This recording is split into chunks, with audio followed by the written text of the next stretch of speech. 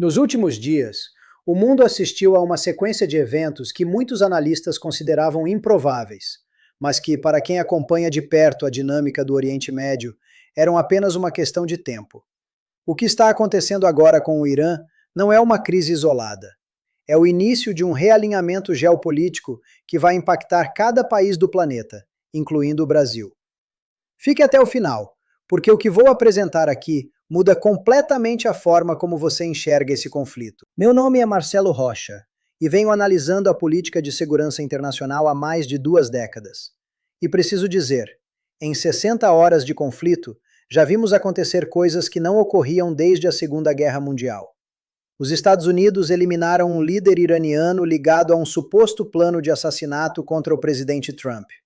A OTAN destruiu um míssil a caminho da Turquia, a primeira vez que um país da aliança é diretamente arrastado para esse confronto com o Irã.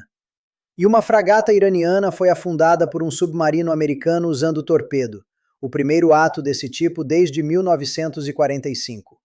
Quem ainda acha que estamos diante de uma escaramuça regional precisa rever urgentemente sua leitura. Qualquer analista que já trabalhou com cenários envolvendo o Irã sabe que Teherã mantém um espectro enorme de capacidades de retaliação, simétricas e principalmente assimétricas. Eles não vão responder apenas com mísseis balísticos e drones, que são o que estamos vendo agora nos noticiários. O Irã tem proxies com acesso ao Ocidente, incluindo, muito provavelmente, células dentro dos próprios Estados Unidos, que podem ser ativadas para sabotagem, assassinatos e ataques terroristas. Já vimos sinais disso. E minha avaliação é que esses instrumentos serão utilizados à medida que o conflito cinético de alta intensidade for consumindo o estoque de mísseis e veículos aéreos iranianos. Quando falamos das forças navais iranianas, a maioria das pessoas pensa na Marinha Regular, a Artesh. Mas quem realmente entende o teatro de operações sabe que o maior perigo vem da Marinha dos Guardiões da Revolução Islâmica, o IRGCN, com suas 3 a 5 mil embarcações pequenas, capazes de criar efeitos de enxame nas águas próximas ao litoral iraniano. Essas embarcações são extremamente difíceis de neutralizar em massa. Enquanto os americanos acertadamente priorizam os lançadores de mísseis, esse componente assimétrico naval permanece uma ameaça real e subestimada. A fragata iraniana da classe Dena, que foi afundada por um submarino americano, voltava de exercícios navais realizados em conjunto com a Índia, o Milan 2026, onde, ironicamente, praticaram também guerra anti-submarino. Do ponto de vista operacional, a decisão americana foi absolutamente lógica. Em pleno conflito, um navio inimigo equipado para combate de longo alcance, se aproximando de um grupo de ataque americano, se torna um alvo prioritário. É proteção das forças azuis. Não me surpreendeu em nada. Agora, a pergunta que todo mundo está fazendo. Quem aguenta mais? Os Estados Unidos ou o Irã? Muito vai depender da pressão interna sobre a liderança iraniana que agora ocupa cargos interinos. Mas precisamos ser muito cuidadosos com o otimismo fácil. O Irã não é uma ditadura frágil que vai desmoronar com a eliminação de seus líderes. É um regime com tentáculos profundos na economia, com milhares de pessoas cujo poder e sobrevivência dependem de sua continuidade. Quando você ameaça a existência de um regime assim, não o enfraquece necessariamente, você o endurece. As pessoas lutam com muito mais ferocidade quando sentem que perder significa perder tudo, incluindo a própria vida e a de seus familiares. E aqui entra um ponto que me preocupa profundamente do ponto de vista estratégico. E se o sucessor for pior? O filho de Khamenei, Mojtaba, é consideravelmente mais radical do que o pai. Esse é um homem que acredita ter um papel no fim dos tempos. Uma liderança assim pode tomar decisões ainda mais extremas do que qualquer coisa que vimos até agora.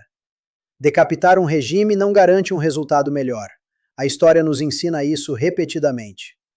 O pensamento estratégico por trás dessa operação me parece honestamente fraco no que diz respeito ao estado final desejado. Qual é o objetivo real? Mudança de regime? Contenção?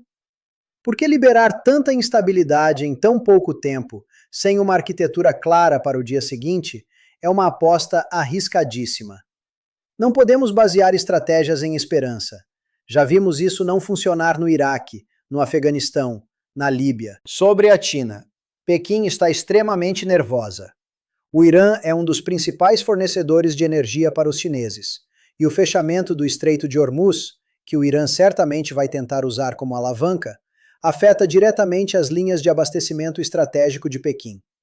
O chamado Dilema de Malaca se replica aqui.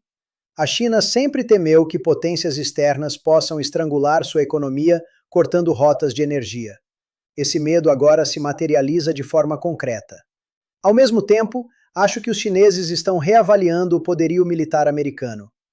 Ver os Estados Unidos penetrarem as defesas de negação de acesso iranianas com essa eficiência, e o general Kane, chefe do Estado-Maior Conjunto, falando abertamente em stand-in strikes, força Pequim a recalcular suas premissas sobre Taiwan. Isso tem um efeito dissuasório real no Indo-Pacífico, e reconheço que é um ponto positivo concreto dessa operação. Outro benefício estratégico. O Irã estava fornecendo drones e mísseis balísticos para a Rússia na guerra contra a Ucrânia. Enfraquecer essa cadeia de suprimento é um ganho real para o equilíbrio de forças no leste europeu. Então não estou dizendo que tudo é negativo, estou dizendo que os custos e riscos precisam ser pesados com muito mais rigor do que aparentemente foram. O problema central, e é aqui que quero que você preste atenção especial, é que estamos vendo uma política externa cada vez mais militarizada. Força militar é um instrumento do poder nacional, mas é apenas um deles. Quando você sobrecarrega esse instrumento e negligencia a diplomacia, a pressão econômica, a construção de coalizões e a legitimidade internacional, você enfrenta a lei dos retornos decrescentes.